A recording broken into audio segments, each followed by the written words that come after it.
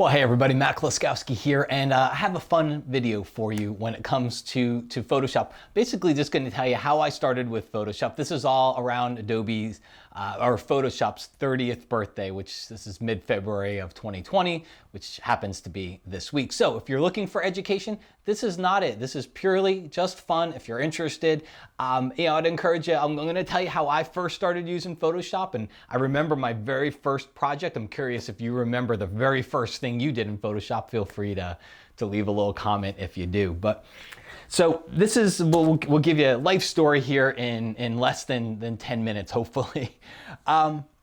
So this was back in, I grew up in New Jersey. I moved to Florida to go to the University of South Florida. I knew since I was young I wanted to get out of New Jersey, and I wanted to live in Florida. I always had family here. So went to the University of South Florida in Tampa. Graduated in the early mid-90s-ish area, and I graduated with a marketing degree. How did I end up on marketing, you ask?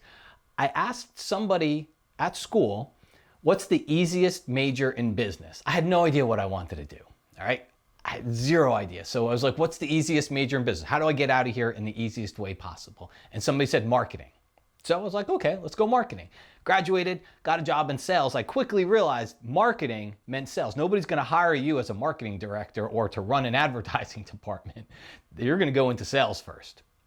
So I quickly realized in my job search that I would end up in sales. And I ended up at a Caterpillar construction equipment dealership here in Tampa, Florida. And I ended up mostly renting, selling some construction equipment. But they're daily, weekly, monthly rentals. The construction business was booming back then, so there's a lot of construction going on in this area.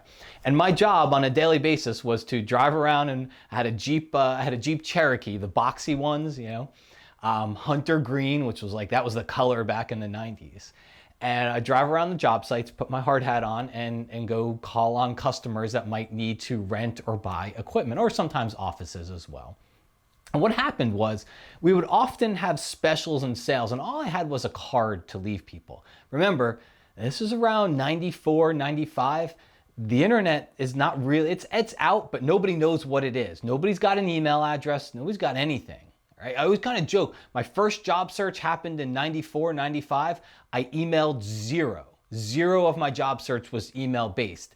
I got a new job in 98. It was all email based. It was all internet based. Crazy to see how it changed. But so I had nothing to leave people. And our advertising department was so busy because we had big, giant equipment, and I didn't work in that area. So they put their efforts toward the big, large equipment, and my department didn't get a whole lot of effort when it came to advertising and marketing. So what I did is I got a CD from the marketing department with all their graphics on it. I went home, I downloaded a copy of Photoshop. I was young and stupid and naive. It's my first computer. I don't really know stuff, so I didn't really think of the dishonesty involved in it. And by now, I lived in a small one-bedroom dingy apartment. I couldn't even think of affording Photoshop at that time. And I got Photoshop, and I started laying out my own brochures, and I went and had them printed at Kinko's and did some little trifold type things. And now I had something to leave people with that they could remember me by. So that was my first project in Photoshop. It was probably horrible. The way I placed graphics on there. I didn't know anything about layout and design, and the logo for the company had a black background behind it. So I went in pixel by pixel, erasing the black background to put it over my background. It was bad stuff. Anyway, fast forward from there. It's actually a very good, when it comes to sales jobs, it was actually a very good sales job because it wasn't like cold calling. It was very easy to qualify. If you're in the construction business, you need what I have, so I can tell immediately whether or not you were a customer.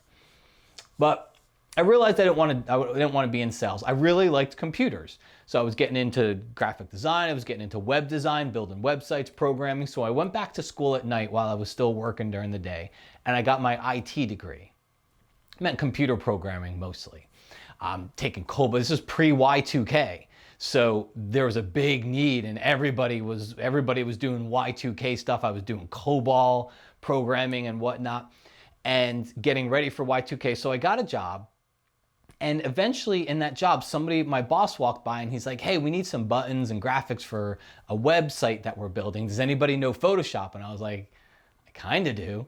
And so he drops this massive box on my desk and this massive manual. And he's like, all right, here you go, make some graphics. So I became the graphics guy, I became the interface guy. And again, I was still primarily probably 30% interface graphics, 70% coding, C++, ASP, Visual Basic, SQL Server databases, those types of things. But I was the graphics person, but this is an interesting transition as I also started teaching. So it was a consulting company, and we could get more gigs if people knew more technology. So a few of us would teach what we knew to other people in the company. So I never went to school a day in my life for speaking or teaching, but that's how I got into that. Fast forward, went through a couple of jobs in that industry, and I'm sitting there one day and I started going to Photoshop World. I made myself known to everybody in that business, and I started writing tutorials for free. I just give them to the Kelby one and NAPP at the time. And fast forward, one day I'm sitting at my desk coding and I get a call, my little Nokia flip phone, do-do-do-do-do-do-do, the little sound it made. And I didn't recognize the number. I sent it to voicemail, went down at lunch, checked my voicemail, and it was the HR person from Kelby asking me if I wanted to come in for a job interview. Fast forward, got the job. Had no idea what I was going to be doing. They didn't have any idea what I was going to be doing. This was the Wild West. It was so early in what we know as this photography world today. But the rest is kind of history. In this whole time, even before I got the job at Kelby, my life's dream was to write a book. And so I shopped book proposals everywhere for a Photoshop book. A lot of people don't know, but my very, very first book was called Illustrator Most Wanted. It was from a publisher, it's not around today, called Friends of Ed. They didn't need a Photoshop book at the time. They had plenty of Photoshop authors, and they said, but we got Illustrator, do you know it? I'm like, I will. So what did it say? Fake it until you make it. I faked it and I wrote an Illustrator book. And then they let me write a Photoshop book. So my second book was called Extreme Photoshop CS. How's that for you? Now, not CS1, not 2, not 3, not 4, not 5, not 6. 6 is where it ended. CS. Goes to show you how old it was. But this is where I first learned a very, very valuable lesson. And that is, you don't make content that you think is cool, you make content that everybody else wants to learn. And I did not know this. So things that I thought were cool at the time, using a grass brush to put a golf ball. What's another one? Fiery text. I thought that was cool at the time. Another one here was how to make it's a little tough to see. Let me see if I get a bigger version. There we go. How to make a glassy fishbowl. Not even sure where this stuff came from. Little pixel art, how to make pixel art. Little emoticon guys, and I have no idea. It was just a whole bunch of projects that nobody wanted to know because nobody bought the book. But eventually I learned and I kept at it, and I think to date, between books that I've authored and co-authored and revisions to those books, I probably have pretty close to 25 books that I have my name on. So it's changed quite a bit since then. But so happy birthday, Photoshop. Happy 30th birthday. I had no idea 30 years ago or 20 some years ago when I first started using it that you would weave your way into just about every part of my life. I hadn't even met my wife yet. I obviously didn't have any kids, and now, married over 20 years, and my oldest son is in college. And on any given day, whether it's work or play, you'll probably find me sitting back there at that computer at some point tinkering away inside of Photoshop.